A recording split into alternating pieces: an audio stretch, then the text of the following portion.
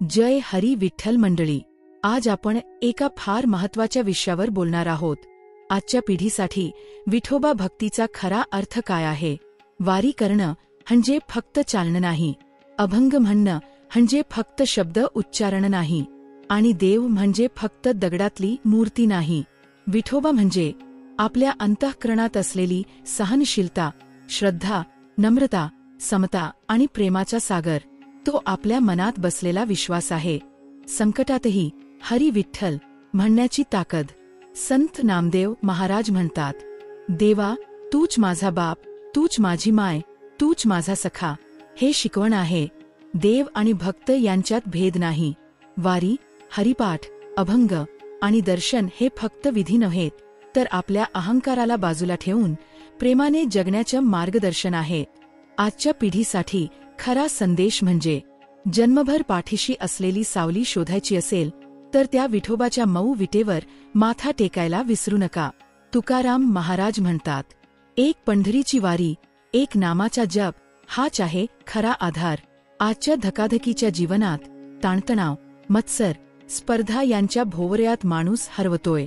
मनात एक अनामरितेपण आहे, आणि म्हणूनच विठोबा भक्तीची गरज आहे.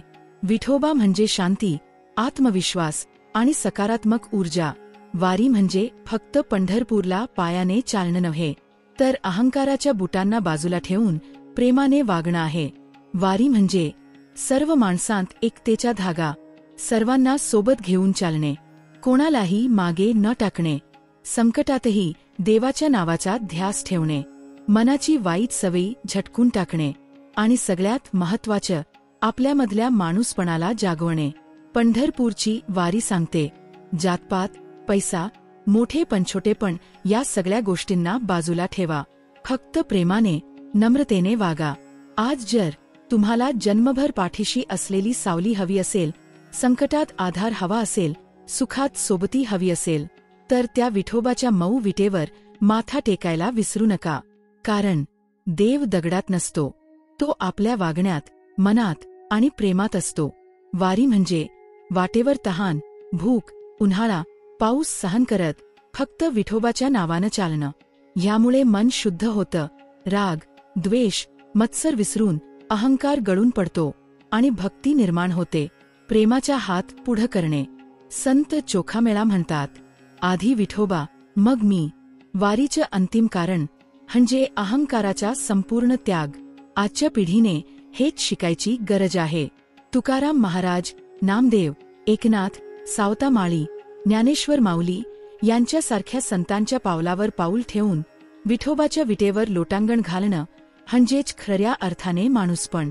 वारीत चालणे म्हणजे शरीराची वाटचाल नव्हे, तर आपल्या अंतरात्म्याच्या विटेवर टेकण्याची यात्रा आहे. तर मंडळी, चालू द्या विठ्ठल नाम, अभंगाचे सूर, आणि प्रेमाने जगा. अहंकाराच्या बुटांना आता बाजूला ठेवा आणि प्रेमाने वागा. कारण देव भक्तांच्या सेवेत आणि नम्रतेत राहतो, अहंकाराच्या सिंहासनावर नाही. लाईक आणि सबस्क्राईब करायला विसरू नका. बेल आयकॉन जरूर दाबा. धन्यवाद.